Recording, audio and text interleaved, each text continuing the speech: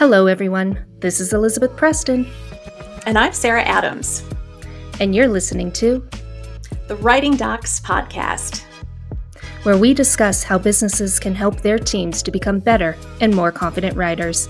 If your team needs help achieving positive writing outcomes, then contact us at 877-249-7483 or email us at info@hurleywrite.com. Hello, everyone. This is Elizabeth Preston, and I'm an executive consultant at Hurley Write, and you're listening to the Writing Docs podcast, where we talk about how businesses can help their team members to become better and more confident writers. I'm here with my co-host, Sarah Adams. Hey, everybody. Thanks for being here. And I'm excited to have Josh Bernoff on our podcast today as well. Welcome, Josh. Hi, it's great to be here. Josh is one of the premier thought leaders on business writing and nonfiction writing and publishing. He was Senior Vice President of Idea Development at Forrester and now works at being a ghostwriter, writing coach, and editor, especially for those who wish to write business books. He's collaborated on books that have generated more than $20 million for their authors. He has also written several books of his own, and his latest one, Build a Better Business Book, How to Plan, Write, and Promote a Book That Matters, was published just this year and is getting rave reviews. Josh also runs his wildly popular daily blog at bernoff.com/blog. His writing has appeared in the Harvard Business Review, the Huffington Post, and LinkedIn, and he's been referenced in the Daily Beast, Forbes, and the Hurley Write blog. Thank you for joining us, Josh. Hey, it's great to be here. I'm looking forward to talking to your audience. So Josh, you have a background in mathematics, Mhm. and yet now you are a writer, a ghostwriter, an editor for nonfiction writers. How did that transition work from an interest and a passion for mathematics to editor, ghostwriter? What's the comparison, words, numbers? Talk to us about that. Well, we're talking about decades here. When I was a graduate student, it became clear to me that if I continued in that direction, I would be making publishing papers and talking to people about things that, a few dozen people in the world could understand. And I want a bigger audience than that. And about the time I was coming to that realization, an opportunity was presented to me. There was a woman at a local software company named Software Arts, the people who created the first spreadsheet, actually, that was looking for a writer who could do math. And she decided I would be a good person because I was a mathematician who could write, which was as close as she could get. So I started as a technical writer, and writing has been central to all of the positions I've had since then. It certainly was hugely important in the 20 years that I spent as an analyst at Forrester Research. And you got to understand that both the ability to make logical arguments and the ability to deal with numbers and statistics and surveys and all of that, the math came in quite handy on that. And what I found is that having the combination of those two talents, both the analytical talent and writing talent, it's a unique combination that's been really helpful to me in my career. Let me ask you this. What is it about writing? It's something that we all do, but yet somehow we're all just a little bit intimidated by it. What is it about writing? Well, I'll come at this again from the position of an analyst or mathematician. A mathematician or an engineer or anyone who's working in that kind of a field puts together the bits and pieces of a problem and then tries to develop a plan to reach a solution following logical steps. Well, if you're going to be successful as a writer, that is exactly the same approach that you need. It is a problem-solving approach. Who is my audience? What am I trying to help them to understand? What will they do differently after they've read what I've written? How can I organize the content I have in a way that will be as persuasive as possible to them? How can I prove my case?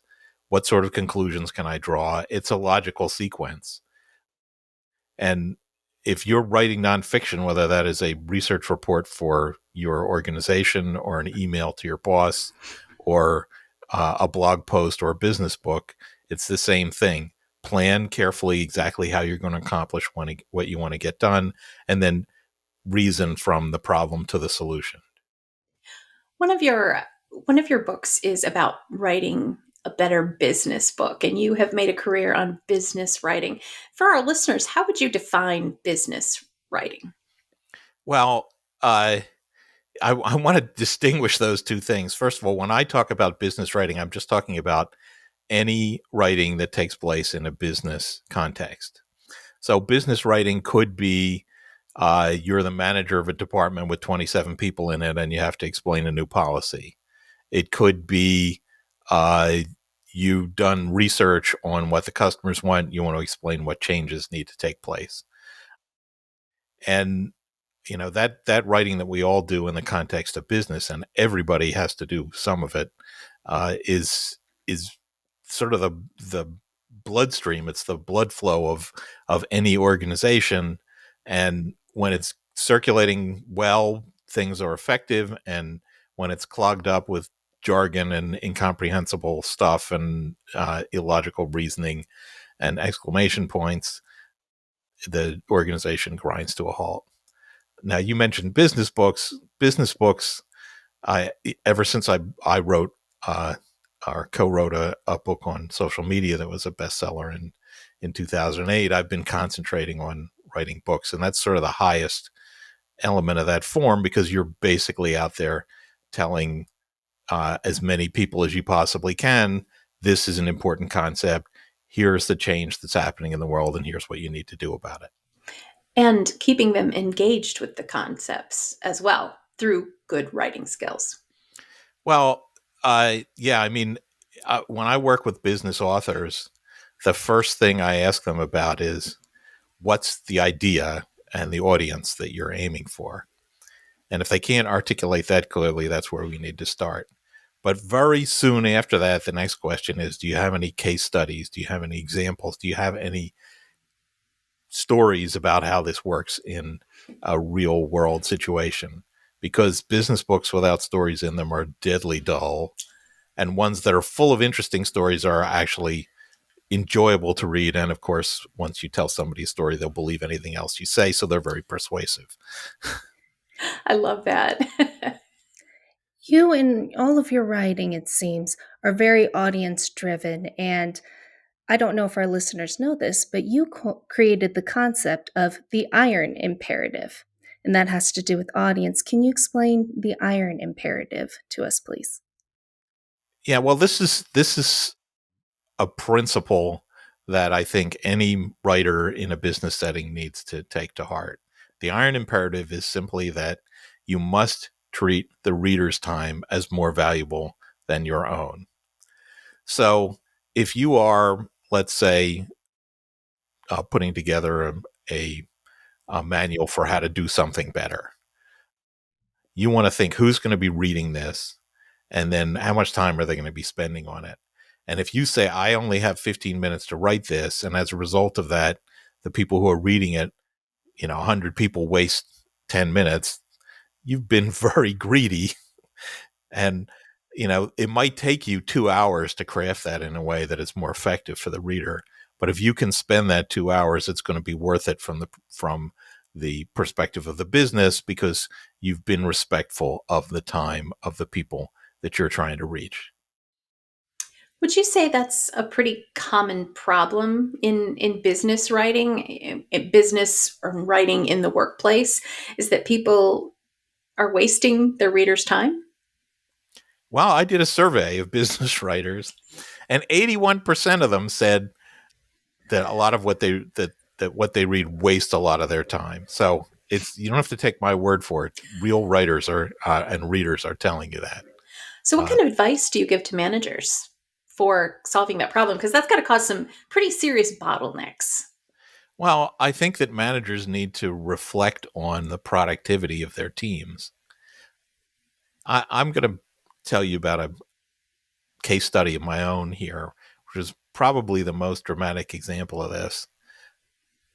I did some workshops for an organization that lives and dies by memos.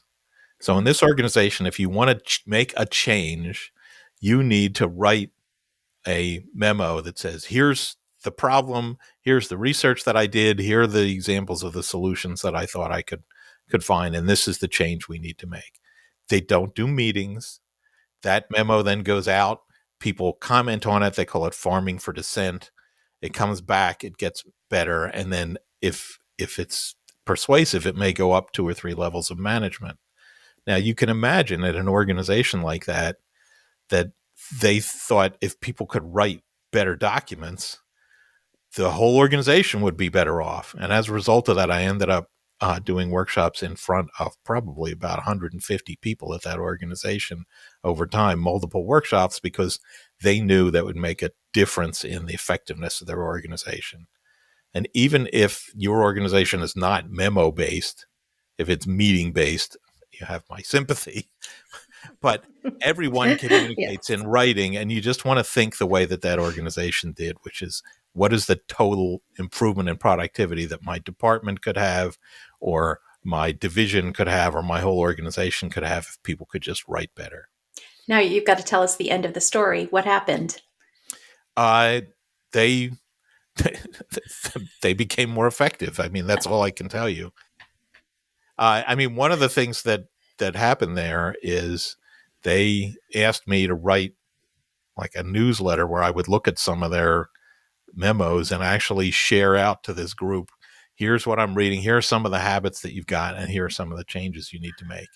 And that was, I think, very effective, because people look at their own writing and say, oh, that's like the thing I wrote. I could have done that better. Wow, there's a practical tip here. I think I know what I'm going to have to do next. Yeah. Coming up with new strategies. I like that. Mm-hmm. I like that. And this kind of wasting the reader's time, I wonder if that connects to something you said in a Harvard Business Review article that you wrote, where I think that article was called "Bad Writing is Destroying Your Company's Productivity." Very to the point. You said vague writing dilutes leadership. Is that sort of what you were talking about? Well, that's a specific kind of writing that has to be effective. So if you are in charge of a group, if you are a leader in an organization, you need people to understand what your vision is for what they should be doing, and then adopt the sort of mindset of what you're looking for. You might be saying, we need to be more innovative, or you might be saying, we have to have a goal of answering customer service questions 20% faster, or whatever it happens to be. But when the leader communicates in such a way that the people reading are all like, oh, what is she actually trying to get at here? What did she really want to say? What am I supposed to think of this? Then they spend their time sort of doing Kremlinology, I would say. They're sort of trying to puzzle out the meaning. Whereas it's very different if you come out and you say, this is the problem we've got. These are the things I want. This is what I need you to do. And this is how we're going to evaluate it. It's like, satisfied sigh. Okay, well, at least I know what I'm supposed to do now. Everything's been defined. You have clarity. No one's trying to take a guess at maybe some of these big words that we like to throw out in business. I think innovation is one of them, or sometimes we use efficiency, and we don't really know what that means, so we don't know how to hit that goal. No. So it sounds like the more specific, the better. Yeah, I mean, one of the big challenges, especially in emails and communications that managers put out, is weasel words. So a weasel word is a word, typically an adjective or an adverb, that sort of puffs things up or restricts them in a very vague way. I mentioned the memo when Yahoo got acquired by Verizon that Marissa Mayer put out to her staff, and it used the word incredible and incredibly 4 times in the space of a paragraph. And people are like, what does this actually mean? Is this good? Is this bad? Am I going to, there's no way to define that. And that if you can eliminate those words, then your puffed up prose gets reduced to something that's a lot more logical and easy to follow. I think that also connects to something else you said in that article where you wrote a culture of clear writing makes managers more productive. So the question becomes, how do we create this culture of clear writing in our businesses? Oh, well, all people have to do is buy copies of my book, Writing Without Bullshit, and give it to everybody in the department. No, I mean, to be serious about it, it does take an effort. It takes training, and it takes consistency. I became aware of this really incredible situation where they did this at it was the Federal Reserve Bank of Philadelphia, right? A division of the Federal Reserve, and you're like, oh my gosh, it's a part of the federal government. How innovative can they be? But there was a woman; she was an English major, and she came in and she started a writing center there. And the people who were writing there, who were often bank examiners, so they were writing letters that were like, "You're out of compliance with regulations, and this is what you need to do." Somebody would bring their letter to the as voluntary, bring their letter to the writing center. The experts there would look at it and say, "Oh, well, this could be much better if it were this way or that way," and the combination of a common set of principles that they were going to use and individuals one by one learning the best way to do that made a significant improvement in the effectiveness of their writing. So Mhm. I love the idea of writing centers within organizations, and I think that's that's a terrific way if you want to do it to actually communicate these principles. Writing Yeah. center consultant. I Yeah. love that idea. I think, yes, I am a nerd from an early age, but when you're saying this kind of feedback, this coaching to help people understand, here are the standards we're setting, here are clear standards where it's not nebulous anymore. We're not playing a guessing game. Mhm. And then we can coach people to meet those standards. Maybe if we don't have resources for an in house writing center, Yeah. getting training elsewhere, or having editors actually Yeah. give feedback. Well, I mean, I've done this with a bunch of organizations, Spotify, Disney, for example, Netflix, where uh, the principles are the same ones that are in my book. I do two 90-minute sessions, and the key is that I use their writing for the exercises. So now they're looking at this and they're like, okay, yeah, we heard what you said about passive voice. Oh, look, here's a piece that my friend Sarah, who sits in the next desk, wrote. Oh my gosh, look at all the passive voice in there. Wow, it sounds so completely different if you take that out. Okay, that's just so much more effective than just some abstract examples that don't appear to apply to the individual company. Making it relatable, making Mhm. it apply to the work they actually do. That's I love that principle.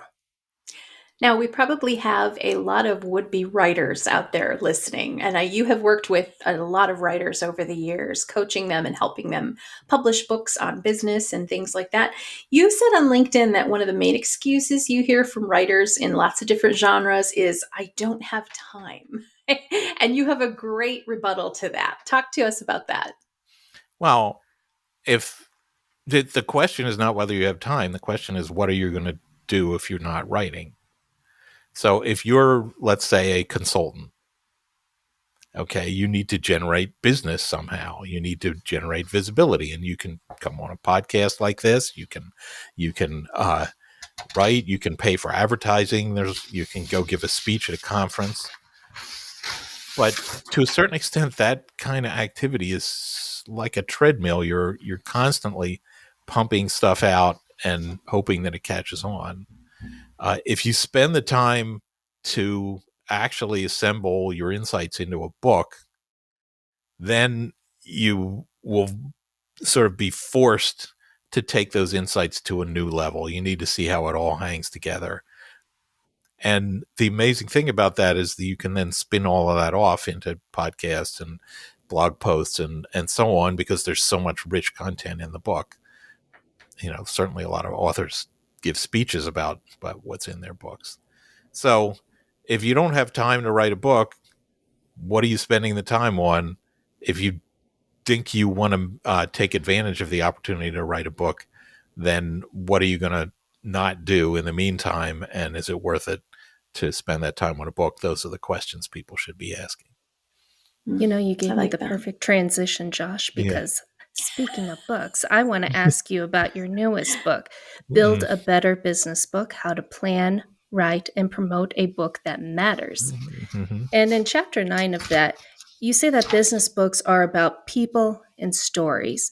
So, how important is the concept of storytelling to business writers, and how can people who aren't necessarily writing books, they're writing technical reports, Mm. writing memos, incorporate storytelling into their writing? Mm. What an interesting question. You know, the first time I put together a proposal for a book, I sent it to an agent, and he came back and he said, I can't sell this. It happened to be about the future of television. It was full of great ideas, but he's like, I can't sell this. I said, why not? He said, because books are made out of people and stories, and there's no people in this book, and there's no stories. And the reason was because it was written like a research report, which is what I was writing at the time.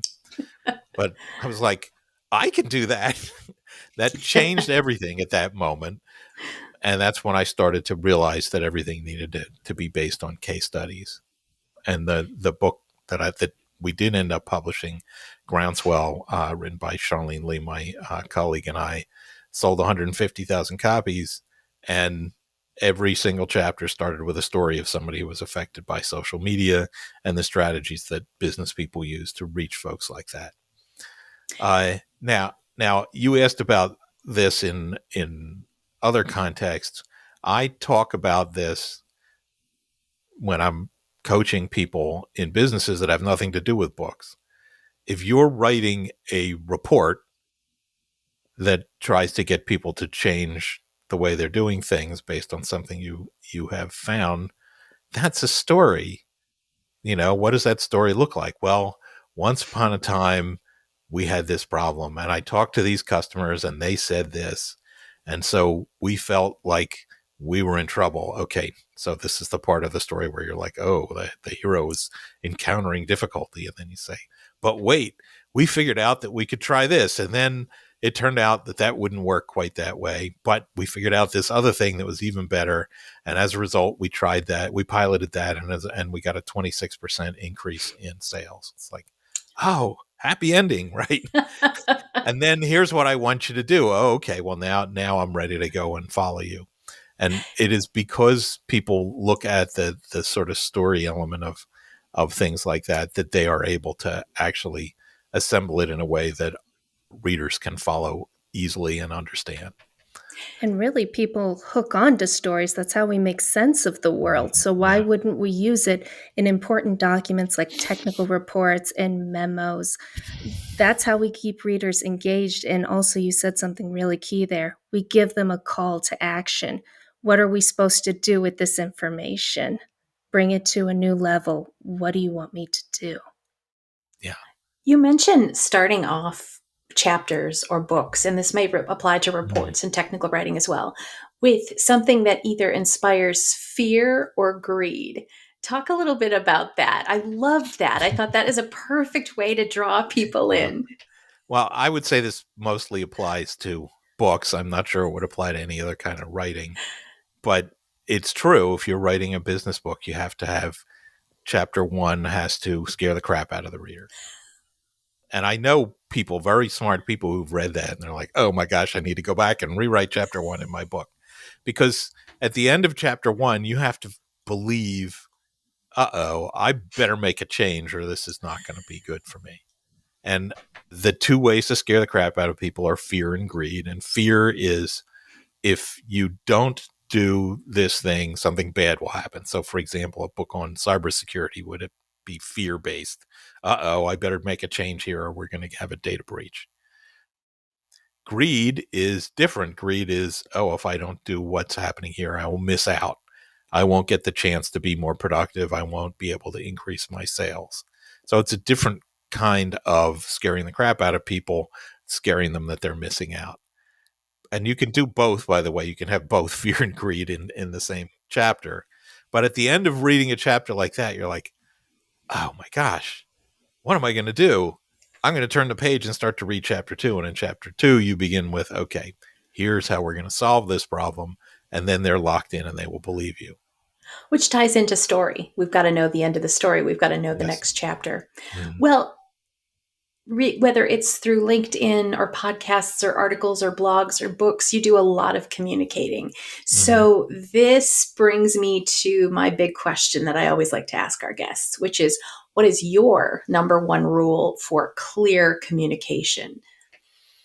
Number one rule for clear communication is get to the point quickly and use as few words as possible. That's my number one rule for clear communication. When I surveyed business writers about the material that they read and the material that they write, in both cases, they said the number one problem was too long. Mm. And especially now, people's attention spans are shorter. They're trained by social media. You have to get to the point extremely quickly. Mm-hmm. The first two sentences of anything you write has to lay out the problem and the solution right there. Now, you obviously can't prove anything in two sentences, but you're like, I think we should do this and stop doing that. Oh, really? Well, that's interesting. What makes you think that? Okay, well, I'm glad I got your attention. Now that you asked that question, I will show you exactly the reasons why this has to take place. So that really is the point. And, I have written now over 2 million words in my blog, thousands of blog posts, and every single one of them starts with a sentence or two like that. So don't tell me you can't do it. I did it 2,000 times. You can do it. I love that. I always tell my college students, cut the poetry, get to the point, right? Yeah. Just get right into it. Great rule. Great rule for communication.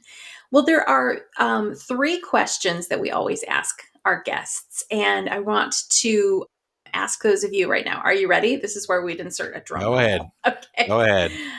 3 questions. What is one thing you wish you'd been taught about writing that would have made your professional writing life a lot easier?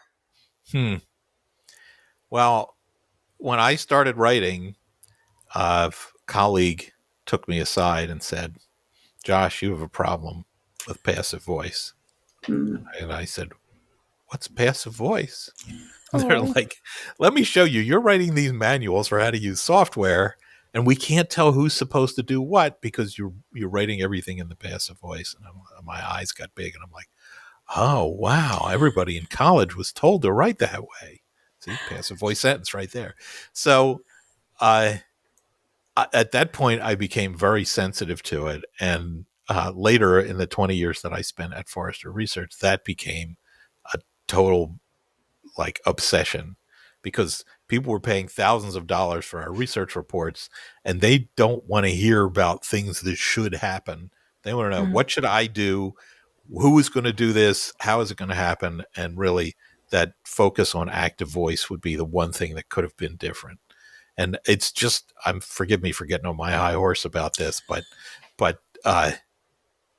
the way people teach writing in college encourages that. People read literary criticism, which is full of passive voice, or they read science papers, which are full of passive voice. And when at Forrester, we'd bring people, really smart people in junior positions, and we'd have to retrain them in what writing was before they could be productive. We have a running joke here where any bad writing habit we see, it's college's fault. Because college ultimately teaches you to write for college. And then folks get out into the real world and they're like, oh, that's not what you want? I just can't resist sharing this with you. I homeschooled my children. And my wife did much of the work, but I did the writing teaching. And so this was not just them, but some of their friends, people the same age that I did a class with. And normal humans don't speak that way, because I got to these people, because I got to them before they had been put into the school system. It was very easy for me to get them to be clear and direct and interesting in what they wrote.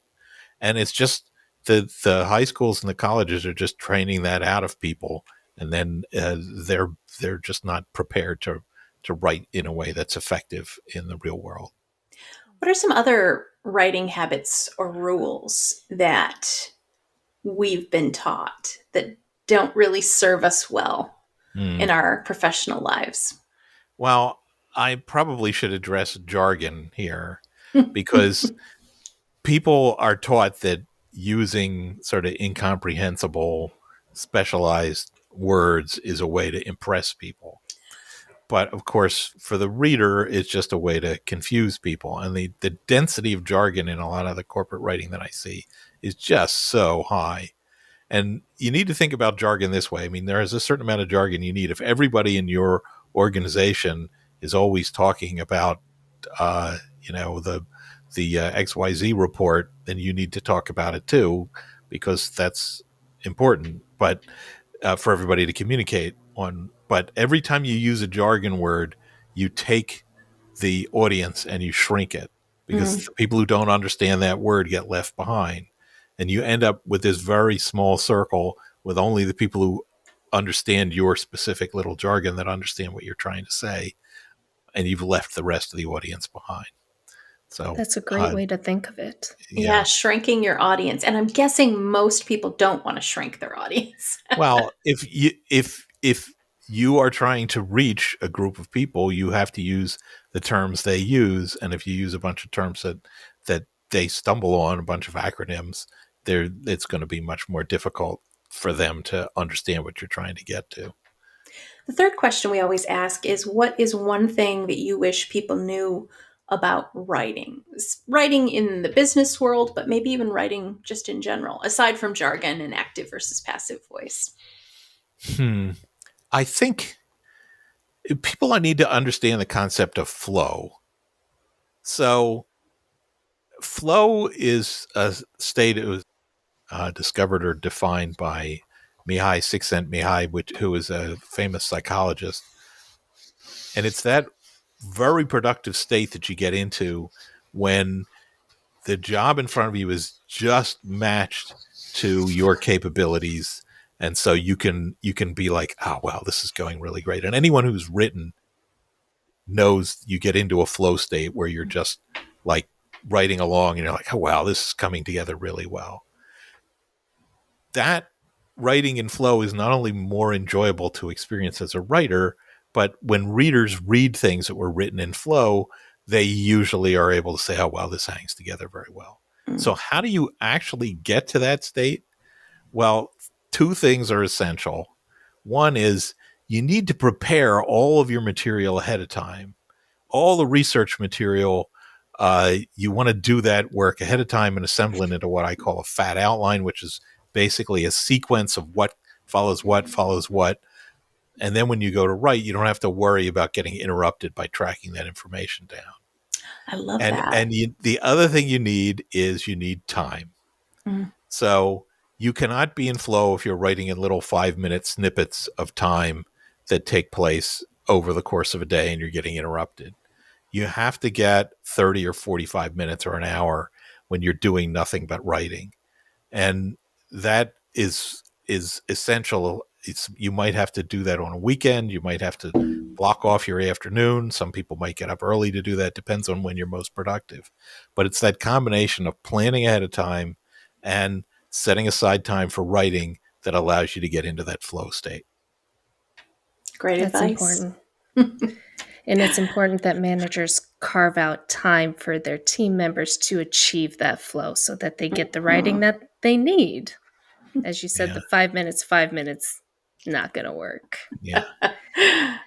Josh, we also have a segment on here called Doctor's Diagnosis, where listeners and clients submit their writing ailments, and we write prescriptions for them to fix their writing ailments. So here's our listener's writing ailment. It comes from a manager. This is like, can you stump me? Okay, go for it. No, we just know you're a professional, you know what you're doing, and you're going to be able to fix this writing ailment. Oh, no, come on, I Elizabeth. hope. He's guessed Go our ahead. secret mission. No, go ahead. Hit me with it. The manager says, my team members write decently when they write individually. However, they have trouble writing collaborative documents. They don't communicate well, and their collaborative document feels like different pieces put together rather than one cohesive text. How do I help them? Where do I even start?